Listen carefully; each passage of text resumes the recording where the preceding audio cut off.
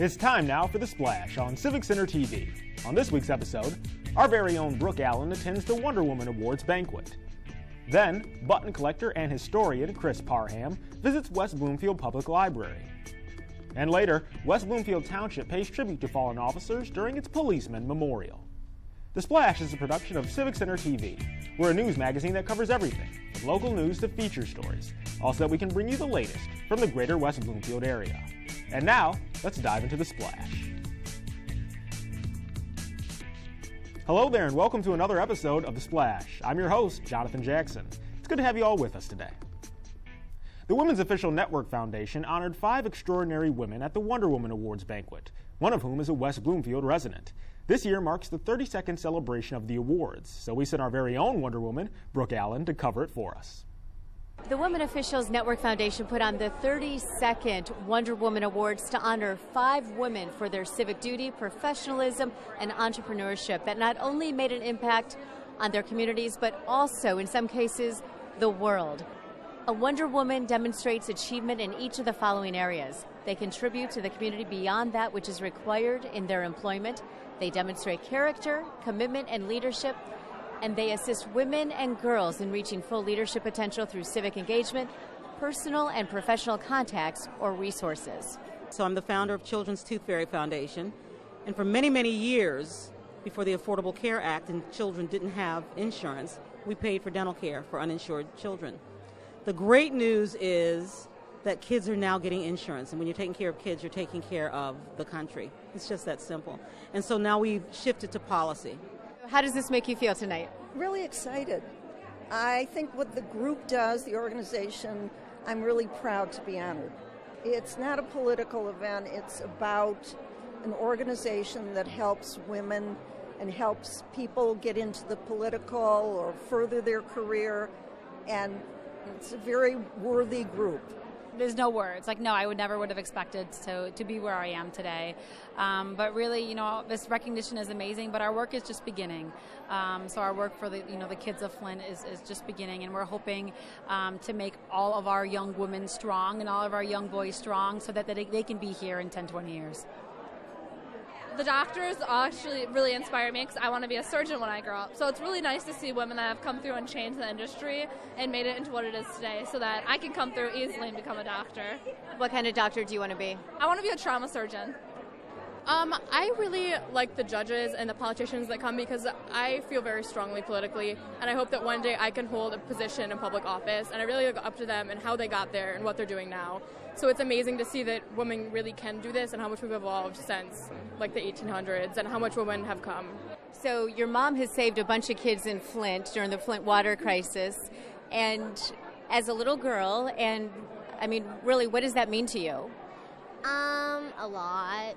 Because she's saving people's lives almost, basically, so it means a lot. So did you ever think when you were growing up, we spoke to your daughter, but did you ever think when you were growing up that you would be here? Absolutely not. So this last 6-8 months has just been surreal. The people I've had an opportunity to meet, the places I've been to, it's just been incredible. It's not something that you expect in the regular life of being a physician. So if you had any advice to give to kids, what would it be? Be curious, be loud, be stubborn, fight for others, don't sit in the sidelines, get involved, meet people. There's so many bits of advice, but especially to our young girls, use your brain, use the maths and use the sciences, and most importantly, use your voice for your community to make it better. And here's the thing, we don't do it for the awards, start there, we just do it. And if somebody happens to notice, that's wonderful. Yeah, that's great. That means we get a chance to talk to other people so that maybe they might get involved. But I think it is important to let children know, to bring them so that they see women doing great things. And it doesn't matter what your religion is. It doesn't matter who you vote for. It doesn't matter who you pray for, what you eat, how you dress, who you love. It really is about taking care of people. Reporting for The Splash, I'm Brooke Allen. Thank you, Brooke, and a big congratulations to all the recipients at this year's awards, especially Dr. Mona for representing all of us here in West Bloomfield.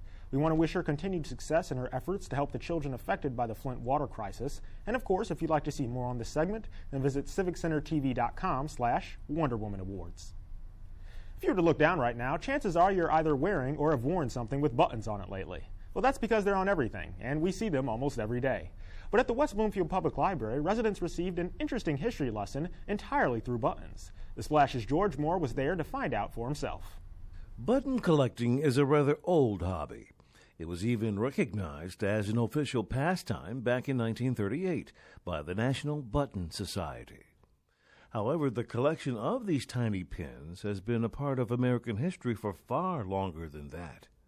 Here at the West Bloomfield Public Library, residents got a history lesson on buttons and their historical significance from Chris Parham, a button collector and historian who's been gathering them for years.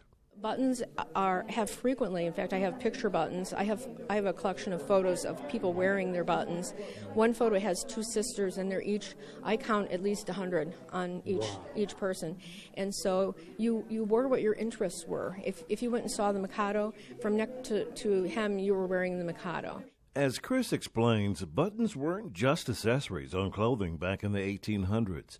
They were far more valuable and even seen as a sign of social status. And, in those days, you didn't just go up and be friendly and extend your hand and meet somebody. There was a social etiquette that, involving calling cards and introductions, but your buttons were a silent calling card. What's odd is how most of us see or use buttons every day, yet don't even realize their historical value. But for Chris, explaining history through buttons is a passion, one that she frequently shares with the public. And people have brought some buttons, so we're actually going to look into their family buttons and see if we can tell some of their own family history with their buttons. I was going to ask you real quick about mine. Nothing significant? Actually, they look like nice quality buttons, and even today, there are beautiful buttons being made. But it's a great display put on by Chris and by the Greater West Bloomfield Public Library and the Greater West Bloomfield Historical Society. We once again want to thank them for a great job. So the next time it's here, you get a chance to see it, check it out. I think you'll be very, very interested. For The Splash, I'm George Moore. Thank you, George. It's always interesting to see how someone can take a simple hobby like this and turn it into something greater. And Chris Parham is definitely one of those individuals. And if you'd like to see more of Chris and her extensive collection, then you can visit civiccentertv.com/buttons. Coming up, we're going to take you to the West Bloomfield Police Station for the 2016 Police Memorial. And later, George Moore has a brand new open and more questions on the next segment of Sidewalk Talk. So stay tuned. You won't want to miss it. Don't go away. You're watching The Splash on Civic Center TV. Civic Center TV celebrates our region's natural beauty, proud history, tremendous accomplishments, and more with Another Angle, a series featuring a unique bird's-eye view of our area's landscape. Watch Another Angle on Civic Center TV, television that's close to home.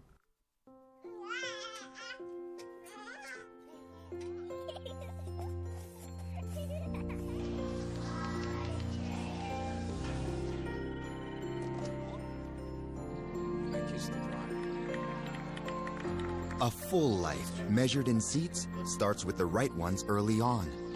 Car crashes are a leading killer of children 1 to 13. Learn how to prevent deaths and injuries by using the right car seat for your child's age and size.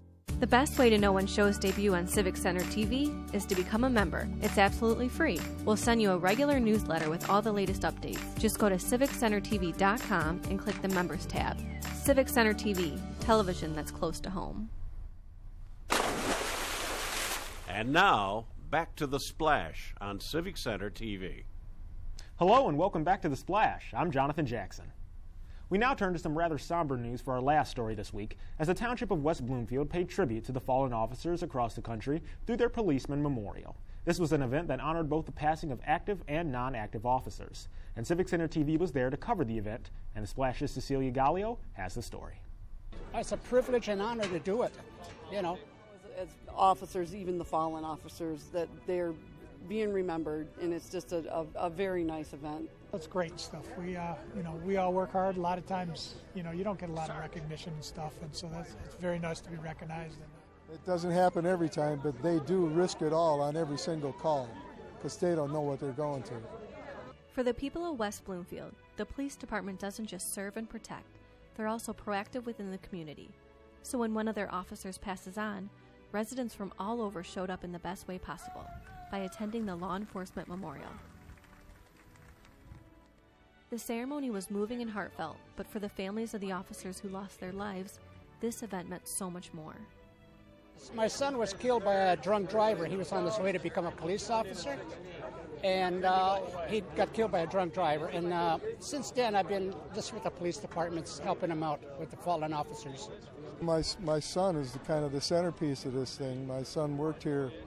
He was killed in the line of duty on September 9th of 2012. That car over there is the car my son drove the night he was killed.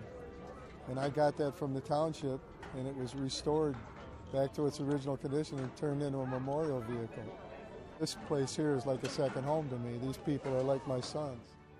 There were many different officers in attendance as well, including Officer Rick Tripolsi, Oakland County Sheriff Michael Bouchard, and Chief of Police Michael Patton. I think it's a rallying point for the community to show their support for their public safety. Again, we exist to be a service to them, but they also show their strong support for us, and that empowers us to do our jobs better. And we know we have that kind of support. We know we have the community. The community has our back. You know, they are our partners in everything that we do, and that's very important to us. For West Bloomfield's police force, the job means more to them than anything, no matter the cost. But as Chief Patton explains, the ongoing love and support from the community makes their efforts all the more rewarding. Sometimes it gets to be a little emotional, but you go to someone's house and it's all they could do to dial 911 to get us there.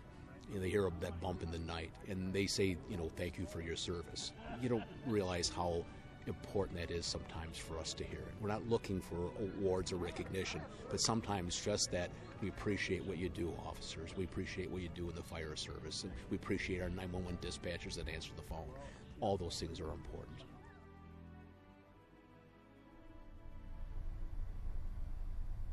Thank you, Cecilia. And we can never understate the importance of our police force and its officers in this city. They're not just an excellent department, they're also a big part of our community here in West Bloomfield, and we appreciate them greatly for that. And if you'd like to show your support or see more footage of the memorial, then visit civiccentertv.com/policememorial. Well, you probably guessed it by now, but it's time for another edition of Sidewalk Talk, where the Splash's George Moore talks with people in the greater West Bloomfield area. Today's question is, who taught you how to drive? George? Thank you, Jonathan. Well, yes, it is again time for Sidewalk Talk. This is where we come out into the streets of the greater West Bloomfield area and ask you questions that make you go, huh? We're at it again. Join us. Who taught you how to drive? It was a combination of a driver's ed teacher whose name I do not remember, and my dad. My mom was scared to get behind the wheel with me at first, so it was my dad and the teacher. Good driving record since, huh? Pretty good. Okay. Yeah, lucky so far. My dad in a parking lot when I probably shouldn't have been driving because I think I was maybe 12, but it was a lot of fun. I had, phone books, the yellow pages. Oh, yeah. Yeah, sat on those and, well. That sounds like a lot of fun. It was. It was fun. My uncle, when I stayed with him in Milwaukee, I was 13 years old. What would you drive it? Oh, shoot. He had a Ford product. I know that, but I can't remember the model. It was a Ford product. Okay. And he taught me how to drive. All right. Yeah. It really went good. It went well. No accidents so far. Right. It started with my mom and quickly changed to my dad. I think there's a story behind that somewhere, isn't it? There wasn't a brake on the right side of the car, and my mom had a real hard time with me in the driver's seat. Oh, okay. My dad was much calmer. And usually it's the other way around. The pops are the ones that lose their mind, right? My dad was an amazing man. Good amazing man. Who taught you how to drive? I learned back in 1971 at Groves High School. Back then, driver's ed was a little different. Oh, yeah. We had a course in the parking lot, and then we only went out maybe 2 times, out on the main roads. Oh, they let you guys out? Oh, yeah. Because they didn't let us out. We broke out. We asked the people of the greater West Bloomfield area the questions. We get the answers. Some great stuff out here. And we'll be looking forward to doing it out here again on the sidewalks of the greater West Bloomfield area. For The Splash, I'm George Moore. Sidewalk Talk. Well, we've all got to learn sometime. My parents taught me how to drive, of course, until they realized that getting behind the wheel with me was shortening their lifespans. But if you like that segment, you can catch even more clips of George out in the community by visiting civiccentertv.com/sidewalk talk. And now it's time for a Civic Center event update. You can find out more on all the following events by visiting civiccentertv.com/events. Remember, it's a great tool to keep you up to date on everything going on in the greater West Bloomfield area. So without further ado, let's get started. If you enjoy games like bridge, euchre, checkers, or chess, then why not visit the West Bloomfield Parks and Rec Open Game Room? Bring some fellow players with you and relax in a friendly environment for those 50 and up. Although games will be offered to the public, they do ask that you bring your own game supplies. And remember, the event is for those 50 and older, and it starts on May 3rd, then takes place every Monday and Tuesday from then on from 11 a.m. to 4 p.m. On Thursday, May 4th, from 6 till 7, the Recreation Activity Center will be holding a native landscaping course to the public. This class is for anyone who loves toads, bugs, butterflies, or birds. And you see, native landscaping is all about expanding one's notion of beauty and working in connection with the earth. So why not come to the presentation and see for yourself why they are so important? There you will learn the difference between natives and exotics and learn how to create a native habitat in a residential setting.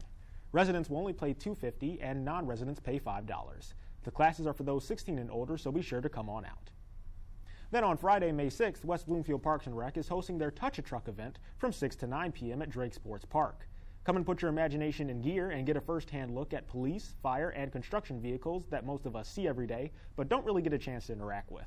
Also, there will be food trucks scattered throughout the area as well for any hungry attendees. The cost is only $5 and no registration is required. Plus, all proceeds will fund their Camp Financial Aid program, so bring as many folks as possible. The demonstration kitchen at the Henry Ford West Bloomfield Hospital is featuring another new event. It's called Through Her Eyes, Women Artists in the DIA Collection, where you can view the work of women artists who have been recognized for their creative contributions towards women across cultures and time, providing an opportunity for exploration of gender and politics. The event takes place from 12 to 1 p.m., where you can commune with others in the demonstration kitchen, and then from 1:15 to 2 p.m., you can take a guided art walk and tour. Also, the event is free and registration is not required. Hey moms, why not bring your special girl to the annual Mother and Daughter Tea Party on May 15th at 2 p.m. inside the Family Aquatic Center. This year they'll be exploring the world of butterflies with park naturalist Lauren Azuri, a rather familiar face around here. So dress in your Sunday best and spend an enjoyable afternoon relaxing together. No dads or brothers are allowed. Also, try and bring a teacup with you if you have one, and registration is limited, so be sure to do so early as it is required. The deadline is May 9th and the cost is $12 for residents or $17 for non-residents. The West Bloomfield Library is pleased to announce the continuation of their popular film series discussion group with Dr. Tara Hayes from Oakland University. The next classic film they'll be revisiting is Who's Afraid of Virginia Woolf, a tale about a bitter aging couple who manipulate a young and naive couple. Although the movie will not be shown during discussion, it will be available to check out prior to the event on May 9th at 7. If you're into dieting or just eating healthier, Henry Ford Hospital in West Bloomfield has designed a class that's just for you. This course deals with many health concerns our population faces when it comes to eating and can play an important role in controlling variables such as sodium, calcium, iron, and cholesterol within our diets. So why not join the chefs and clinical dietitians in the hospital's demonstration kitchen and get some advice on how to improve your diet and help balance your health. The session is only $10 per person and includes a $5 voucher for Henry's Cafe. It all starts on Wednesday, May 11th at 10 a.m. and goes until noon. Registration is required in advance. It's time for another selection of the 2015-2016 book review series. This month, the Friends of the West Bloomfield Public Library are reviewing The Short Nights of the Shadowcatchers by Timothy Egan on Friday, May 13th at 10 a.m. in the meeting room of the West Bloomfield Public Library. Come out and enjoy another wonderful discussion with some fellow book enthusiasts. Come and experience an action-packed day full of fun and bonding while also dodging your child's paintballs. That's right, I said it. At Future Paintball in Whitmore Lake, you can play on a diverse range of courses, including an urban field with a 2-story house or Pipe Town, where you can crawl through these huge tubes. Now, children must be at least 10 years old to participate, and one other child may attend with the same parent for an additional fee. Parks and Rec also asks that you please bring a change of clothes or a beach towel to sit on for the ride back, as well as your own lunch or snacks. The bus departs from the Recreation Activity Center on Saturday, May 14th at 12:30 sharp. Be sure to visit West Bloomfield Parks and Rec for more information. It doesn't get much better than canoeing on the scenic Huron River, recently named the 18th National Water Trail. So why not take a trip to Milford Central Park along with West Bloomfield Parks and Rec, where you will dine and drink at River's Edge Brewing Company. Use your voucher to enjoy a meal and a root beer, or you can sip on some craft beers to round out the evening. Fair warning, though, alcoholic beverages are not covered by the voucher. A bus will depart from the Recreation Activity Center en route to the canoeing site at 5:30 p.m. The ride should take about 30 minutes, and the fee is $43 for residents and $48 for non-residents. Also, and this kind of goes without saying, but the event is for those 21 and up. And that's just a glimpse of what's happening around town. But if you want to find out more events going on in your neighborhood, then be sure to follow us at civiccentertv.com/events, and you can look up our events calendar. Or stay tuned right here for up-to-date information on everything going on in the greater West Bloomfield area. Well, it's time for a quick break, but when we come back, I'll be sitting down with Fire Chief Greg Flynn from the West Bloomfield Fire Department right after this.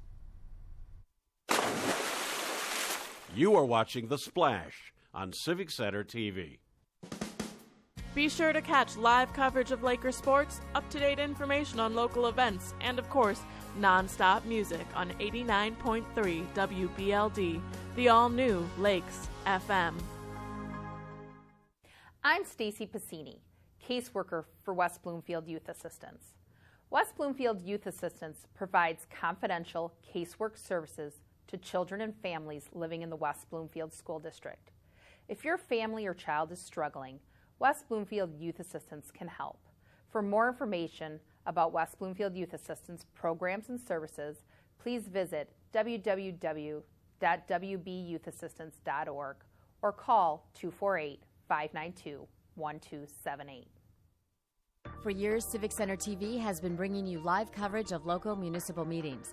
The meetings are now available on demand at civiccentertv.com/meetings or watch the meetings again the following day on Civic Center TV, television that's close to home. And now, back to The Splash on Civic Center TV. Welcome back to The Splash, everyone. I'm Jonathan Jackson, and my guest on the show this week is West Bloomfield's very own Fire Chief, Greg Flynn. How are you doing today? I'm doing well, Jonathan. Thanks so for good to have you with us. Yes, absolutely. So, Greg, tell me a little bit about yourself. You know, you've been the Fire Chief for a year now with the West Bloomfield Fire Department. How's it been so far? So far, the experience has been just fabulous. I have the great fortune of working for such a great community. The citizens of West Bloomfield and the greater West Bloomfield area are very supportive of their public safety, particularly the fire and EMS services. And quite honestly, the group of men and women that serve the community are outstanding. And it really is a privilege and an honor to lead the department and the great things that we're doing. That's awesome to hear, Greg. And also, you've been a firefighter for a couple years now, right? This is a while, right? Right, yeah. So probably about just over 17 years with the department, and you know, it's flown by. I remember coming to West Bloomfield, filling out my application, and my time on probation, and it seems like the time between now and then just the blink of an eye. So it really has gone by very quickly. Because there's just been so many exciting things going on here in West Bloomfield. Now, did you always know you wanted to be a firefighter? Is that something you dreamed about as a kid? Or? You know, Jonathan, we just interviewed roughly 40 applicants for some openings that are here at the West Bloomfield Fire Department. And as we would ask them, why did you want to be a fireman? So many of them would say, I just always wanted to do this. I know that I always wanted to serve in some way. I came from a big family. I was the youngest of 6 kids, and my parents, we always were doing something of service, helping somebody out, and that's a good feeling. Now, figuring out how you serve, because people serve in so many different ways, whether it's in education or healthcare or public safety. And it was shortly after my niece Jessica had a medical emergency as a baby, and I saw those firefighter paramedics come into the house, take control of a very chaotic situation, and save her life. And at that point, something kind of clicked, like, wow, that's really impressive, and maybe that's something I could do one day. And my life just kind of took me that direction. I started out as a paramedic and worked on an ambulance for many years, and actually worked servicing here in West Bloomfield, and then got my fire training, and then ended up here as for my career. So, wow, what a career. I mean, you've worked your way up, and now chief, and there's a lot of changes, too, happening at the department. I hear the new fire truck.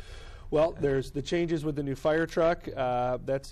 It's interesting how fire trucks have evolved. You know, when you look at them, they're big, they're heavy, and now as we look at road conditions, we look at how we're building roundabouts and subdivisions and how tight corners can be, we're finding that those big, long fire trucks are not as conducive to those types of conditions. For example, on our big ladder trucks, what we call our quints, we've discovered an issue with the roundabouts because the same direction of travel over and over again as our truck down at Fire Station 2 where it previously was, the wear on the tires were uneven.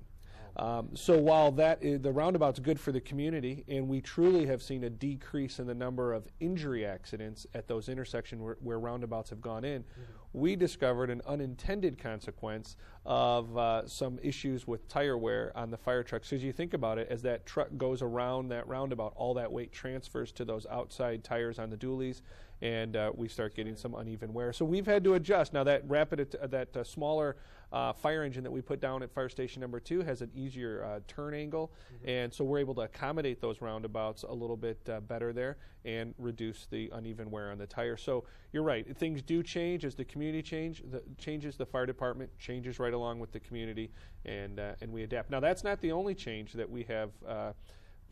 We have some other change in the future that we're looking for, and that's really some exciting news that came out at one of the previous township board meetings, and that is that we're moving down the path of rebuilding Fire Station number 3, Green Lake in Commerce over there.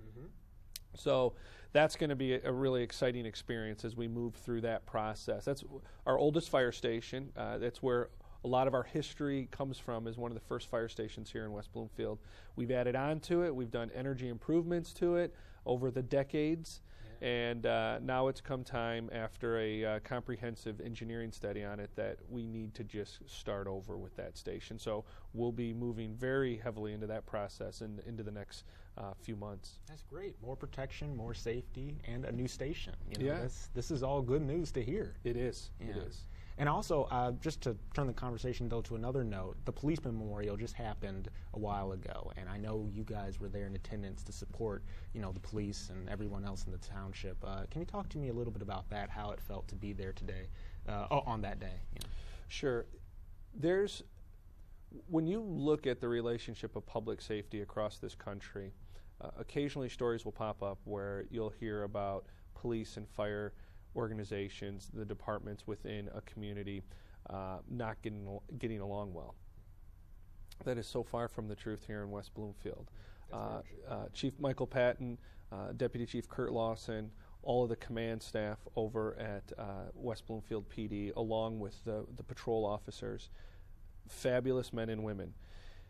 And it's a very proud moment when we can stand with them and recognizing the sacrifice that police officers across this country make every single day when they, kiss their loved ones goodbye in the morning and going out there. It is a dangerous job. And when you hear them call out those names of officers that have paid the ultimate sacrifice, I appreciate each and every one of those officers and what they do here. And I think that gives us pause to remember just how dangerous this job is. And losing Sergeant O'Rourke in a line of duty death, the way that the West Bloomfield Police Department, our community, lost an officer, I think that's very special that our police department doesn't forget.